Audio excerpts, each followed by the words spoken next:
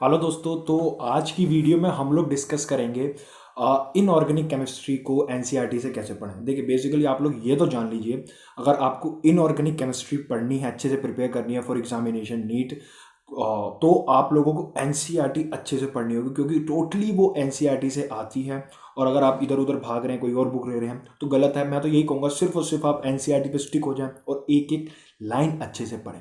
तो इस वीडियो में मैं थोड़ी आपको बातें ऐसी बताऊंगा जो शायद आप लोग फॉलो ना ही कर रहे होंगे, क्योंकि मैक्सिमम स्टूडेंट गलत वे से पढ़ते हैं एनसीईआरटी को। तो फिर मैं उन बातों को बताऊंगा। तो उम्मीद करता हूँ आप लोगों को वीडियो अच्छी लगेगी। तो चलिए फिर वीडियो शुरू करते हैं। देखिए, सबसे पहले तो आपने ये मान के चलना है कि आपको एनसीईआरटी ही उठानी है। अब क्या होता है, आप लोग क्या करते हैं, जब एनसीईआरटी पढ़ते हैं तो आप लोग लाइन लाइन टू लाइन पढ़ते जाएंगे, टिक करते रहते हैं और फिर आगे बढ़ते रहते हैं।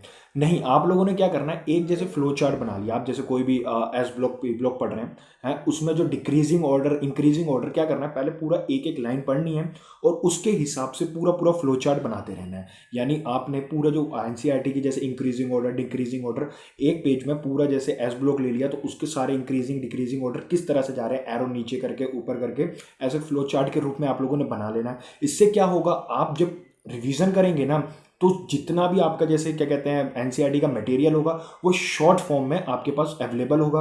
और आप अगर देखना, ये चीज़ बार बार होती है, अगर आप एनसीईआरटी बार बार पढ़ते हैं ना, तो आपको ऐसा लगता है कि यार ये तो कुछ नया ही आ गया इस बार। और हर बार जितनी बार एनसीईआरटी पढ़ेंगे ना केमिस्ट्री इनऑर्गेनिक की, तो ऐसा लगेगा यार ये तो मैंने पढ़ा ही नहीं है। ये चीज करनी है। उसके बाद जो इंपॉर्टेंट पॉइंट्स होते हैं, जो एक्सेप्शंस होते हैं, आपने क्या करना है, एक फ्लो चार्ट बना लिया। उसके बाद अपने जैसे एक शीट ले ली, उसमें पॉइंट लिखते गए, क्योंकि इनऑर्गेनिक चाहे कुछ भी हो, रटनी पड़ती है और एक्सेप्शंस आपको रटने पड़ते हैं। तो आपने क्या करना है, जब भी एनसीईआरटी पढ़ते रहे, एक तरफ आपने पेपर लेके बैठना है जिसमें लिख लेना है कि इंपॉर्टेंट पॉइंट्स हैं। तो उसमें जैसी जैसी आपकी मतलब कोई कोई एक्सेप्शंस आते रहेंगे, आपने वो नोट करते रहने और आपकी पूरी लिस्ट तैयार हो जाएगी। इससे क्या होगा, पूरी एनसीईआरटी आपकी मैं मानता हूँ, अगर एक एस ब्लॉक पढ़ते हैं तो 2-3 पेजेस 4 पेजेस में आपकी पूरी हो जाएगी। इसी हिसाब से आगे आगे करेंगे, मतलब आप ये मान कर ले 15-20 पेजेस में आपकी इनऑर्गेनिक हो जाएगी। और ये बहुत हेल्पफुल रहेगा, क्योंकि अगर आप एनसीईआरटी दोबारा उठाते हैं, हर बार उठाते हैं, तो आपको बहुत दिक्कत आती है, क्योंकि एनसीईआरटी बार बार पढ़ना, समझ के पढ़ना बहुत दिक्कत होता है। और एक साइकोलॉजिकल फैक्टर भी होता है, पर एनसीईआरटी की बुक थोड़ी मोटी होती है, और वही आप अगर शीट के रूप में पढ़ रहे हैं, मतलब आपके पास 10-20 पेजेस हैं, तो आपको लगेगा यार ये तो कम है, ये तो मैं एक दिन में पूरा कर लूंगा। तो इसके बहुत सारे बेनिफिट्स होते हैं। और देखिए, काफ़ी लोग ये कहते हैं कि रिएक्शंस बहुत होती हैं। तो मैं एक आपको सरल और बिल्कुल फतेह की बात बताता हूँ, रिएक्शंस कैसे याद करनी है इनऑर्गेनिक की। आप लोग क्या करें, एक पेपर में लिख लीजिए पूरी पूरी उसकी है। अभी मेरे ख्याल से 70-80 दिन है आपके पास, 70-80 दिन।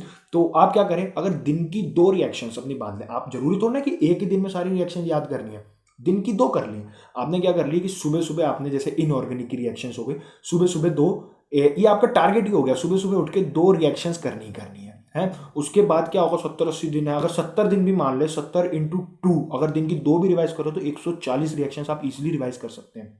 और ये आपने उसमें आ जाएगा, आपके दिनचर्या में आ जाएगा। तो ये आपके लिए बहुत हेल्पफुल रहेगा, और इससे क्या होगा, आपके पास ज़्यादा प्रेशर भी नहीं पड़ेगा और रिएक्शंस भी याद हो जाएंगी। तो मैं तो यही कहूँगा कि अगर आप इनऑर्गेनिक कर रहे हैं, तो दिन की 2 रिएक्शंस ऊपर सुबह के टारगेट फिक्स कर लीजिए कि सुबह उठते ही आपको 2 रिएक्शन याद करनी है। इससे आपकी रिएक्शंस की भी जो टेंशन थी वो भी सॉर्ट आउट हो जाएगी, आपका बर्डन भी बिल्कुल लो हो जाएगा। ठीक है, ये चीज फॉलो करें। अपने आपने की नोट्स बना लिए, जिसमें आपने क्या कहते हैं एक्सेप्शंस लिख लिए, और सारा जो है मटेरियल आपने फ्लो चार्ट के रूप में बना लिया, लिख के ले लो। इस स्ट्रेटेजी से इनऑर्गेनिक पढ़ोगे तो आपके नंबर कभी कम नहीं आएंगे। तो उम्मीद करता हूँ आप लोगों को मेरी बात समझ में आई होगी।